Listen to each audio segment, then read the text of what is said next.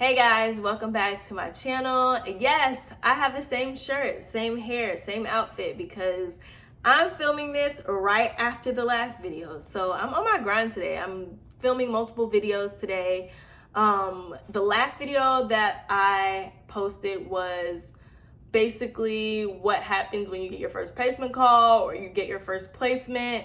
And now we're going to talk about what happens whenever you discharge or they go home or to kinship, which in my case, they went to kinship.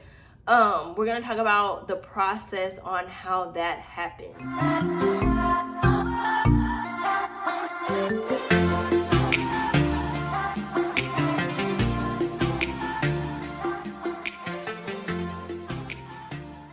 So they usually, while you're having a placement, they're usually trying to find a parent. If both parents aren't already involved in like the case, they're trying to find the other parent.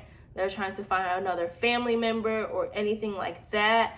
If they can't find a family member, then and the parents are not working their parenting plan, then they'll get to the point where they terminate and then the child will be able to be adopted.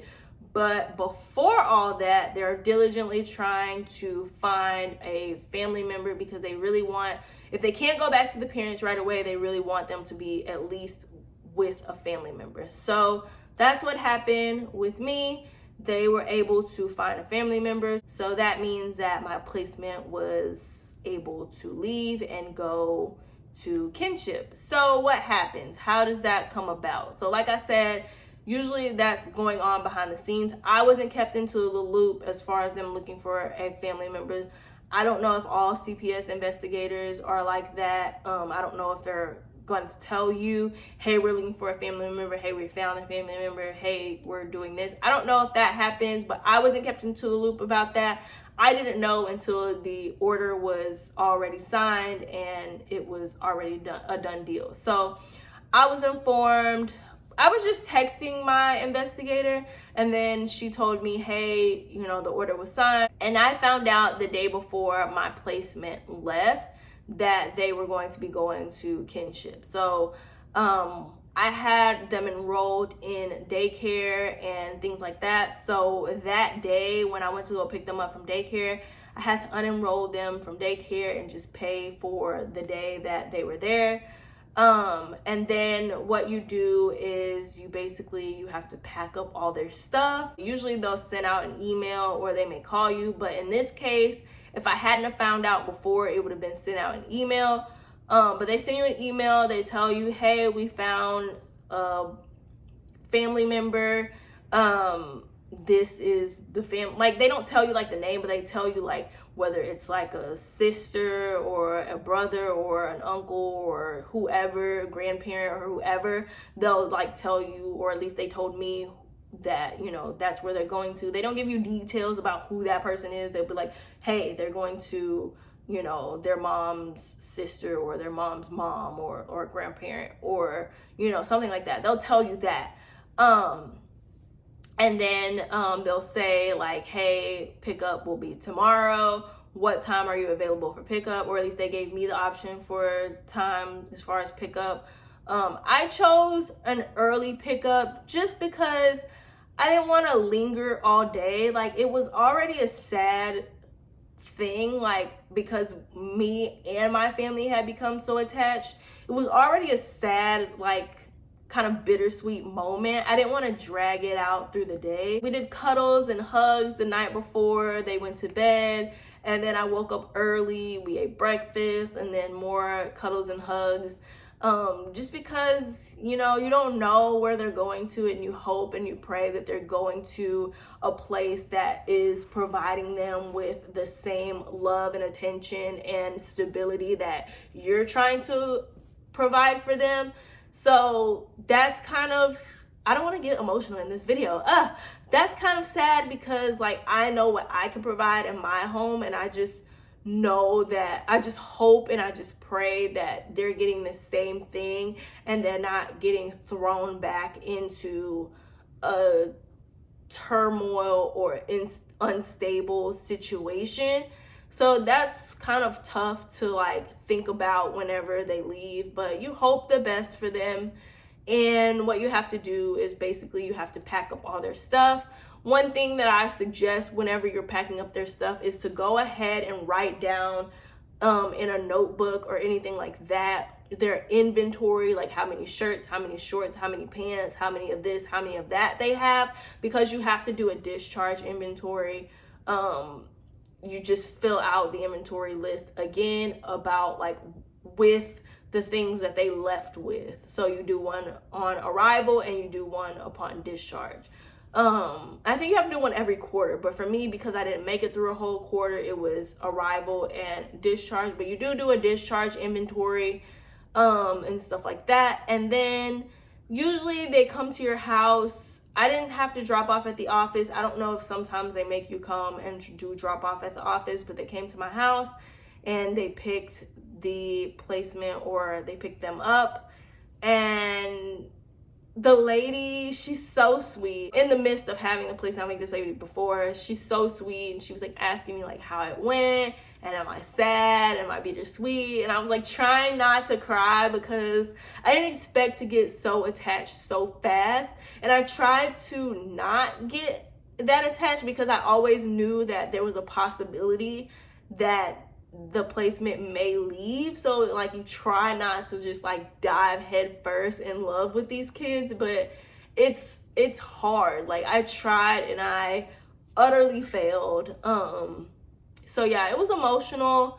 It was a little bit of relief as well because just because it was a lot harder than I expected, and now that I know what to expect, I can regroup and be better for the next placement. Not that I wasn't great for this placement, but it was my first time. You know, you kind of get a feeling of what to expect, how to manage a child full time, because I've have experience with children, but never full time. So my first experience of having a child full time was a lot as far as like managing. The hardest thing that I had for me is like I was always hungry. Like I had so much trouble like finding time for me to eat because I would try to feed them and I would try to eat with them, but then they wanted what I was eating, and it was just like, oh my God, like I couldn't focus on feeding the both of us at the same time. So I don't know, I was just discombobulated and all over the place when it came to like that. But like you're thrown off as far as your schedule. Like this is my first time, like I said, full time. I don't have any children of my own. I can't have my own children. So I didn't have like children already in the home where we already had a routine and we were just adding someone. I just have my own routine and what I'm doing, and now I had to add a child to that. And that was like way more than I expected as far as like what to expect, because you can't just throw a child into like a single person's routine. Like now you have to, you know, adapt and change, and drop offs at daycare and pickups and you know, grocery shopping is a little different and that. So we adjusted well, we made it work, and you know, it was fun. But you know, I was a little bit, you know, relieved because now I can regroup and I know what to expect. But I was definitely sad because, like I said, I was very attached, and you know, they had become attached to me. I had become attached to them, and my family did as well. So it was kind of bittersweet that they left because, you know, that sadness, I didn't anticipate, you know, the sadness for my family as well. Like I anticipated that I may go through those emotions, but I didn't really think about how that would affect, you know, the people in my family as well. And I tried to be like, oh, you know what, I tried to, as much as I can, you know, keep reminding them like, you know, we may not have them for a long time. They may leave. We don't know. But it's hard. It's hard to keep that distance or keep that perspective when you just want to love on them and you want to make sure that they have something that they most likely hadn't had before they came to your house. Like the love and the affection and the attention, the stability. Like they obviously haven't had some of those things. That's why they ended up in care in the first place. So you try to provide that for them, and like you can't help but to like fall in love with them whenever, you know, they're there. But yeah, it's a emotional roller coaster that I signed up for. So, I mean, I can't really complain. But yeah, the lady, all of that to say, the lady was basically like asking me like, how did it go? And am I attached? And I'm like, yeah, but you know, for them to like, I was holding them, like walking them out to the car. And when I like tried to give them to the lady, they, or to the CPS worker, they started crying, and like I was like, oh my god, no, please, please, please, like please don't, like I know like this is hard, and it's like hard to watch that because they were just as attached to me as I was to them. So like that was super hard and heartbreaking for them to cry whenever I gave them to the transporter to CPS. So yeah, and then like I came back in the house and I just cried. Oh my God, I did not expect it, but I just like cried. And you know, I had to like strip the bed and, you know, all that stuff and clean up the room and get it ready for the next placement, which was way more emotional and way more like way heavier than I thought that it was gonna be. But yeah. Yeah, so discharge is a pretty simple process. Like they notify you and they come for pickup, or you meet them at the office, whichever they direct you to do. You hand them over, and then I notify my case manager, and then my case manager notifies the placement team. What I did was, as soon as I found out that they were going to a kinship placement or they were leaving, I notified my case manager immediately, and she notified the placement team immediately. Hey, she's gonna be open tomorrow, the next day, whatever, she's open, so I can get back on the list as far as like open placements. As far as like open foster homes. So I'm back open. What else? And then, you know, she instructs me what to do as far as like discharge, and that's mostly doing the discharge inventory and things like that. So it's not as much as it was for intake, but it's a lot more emotion with discharge. I feel like that's kind of good, because if I had to sit down again and sign all these papers and sign that they're leaving me and I don't know where they're going, I felt like that would have been just torture. So I'm glad that the discharge process is short and sweet, because I'm the type of person where I just want to get it done, so that like I can go and just like process. And like I don't like to drag like things that are like ending, that are heartbreaking or that are bittersweet. I don't like to drag it out. I like to just go ahead and like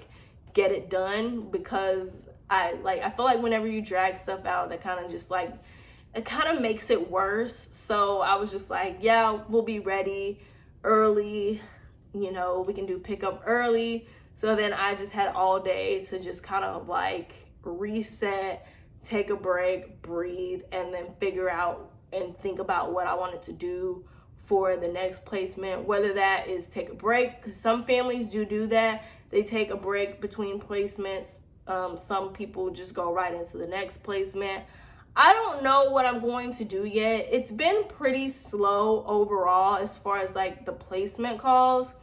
So I didn't feel like I needed to put my house on hold, because I feel like I'm going to have to wait a little bit, which I guess is a good thing, but I feel like I'm gonna have to wait a little bit anyway, so that'll give me a chance to kind of step back and regroup. So I didn't feel like I needed to be like, hey, I want to put my house on hold for a month or anything like that. And if a placement comes too soon, then I can deal with it then. Depending on the circumstances, I can deal with it then. If I feel I'm not ready, then I can just say, hey, no, I'm not ready. or if depending on the circumstances, I feel that I'm able to handle it, then I'll just go ahead and go on to the next one. Which, I mean, I hate saying it like that, just moving on to the next one, because these kids take a piece of your heart, like, each time. Like, I've seen this, I've done it now, and I'm like, oh my God, like, a piece of my heart just left. So they take a piece of your heart each time. So yeah, it's a very emotional process, but it's short and it's simple, and there's not a lot to it. But yeah, you just have to be ready for those days to come. If they don't come and you get to adopt and that's what your goal is, that's great. But yeah, it's just, I feel like the unknown is what's mostly like scary, because if I knew for sure that they were going to like a stable environment, and I knew that and 100% knew that they're gonna be able to have the same thing that they had with me, I feel like it wouldn't have been as emotional. But like, I don't know, like, you don't know where they're going, you don't know, like, yeah, the court ruled on it, but you don't know. Like, I know what kind of care that I provide, and it's like, it's just kind of like whenever you have your own children and you like, you know, like, what you do for your kids, and you can leave them with somebody that you trust 100%, but you know in your heart and in your mind that that person will never be able to provide the same thing that you provide. It's kind of like that in a way, but it's just like, not that I know that that person will never be able to provide what I provide, but you don't know is what I'm like, that's like what I'm trying to explain. Like, you don't know if that person is going to provide that. So that makes it a little bittersweet, a little sad, a little, you know, fear comes in with that. But yeah, I can sit here all day and ramble about how emotional it was, because I'm kind of venting as well, because, like, you know, this is fresh. It just happened like yesterday. At the time I'm recording this video, it happened yesterday. So it'll be like a week or two away for y'all than it is for me at the time of recording this video. But yeah, it's still fresh. So I'm like kind of venting right now, because I'm still sad. Like, my house is very quiet, and like, I kind of miss the noise. So yeah, but that's all I have for this video, guys. If you have any questions, don't forget to comment down below. And don't forget to comment, like, and subscribe if you want to see any more of my videos. And I'm going to link, last time I pointed to the wrong side of the screen. So I'm going to link the intake video up here, up top, so that you can go back and watch that. If you clicked on this video first, go back and watch my intake video and what to expect with intake and placement calls. But that's all I have for you guys today, and I'll see you in the next video. Bye, guys.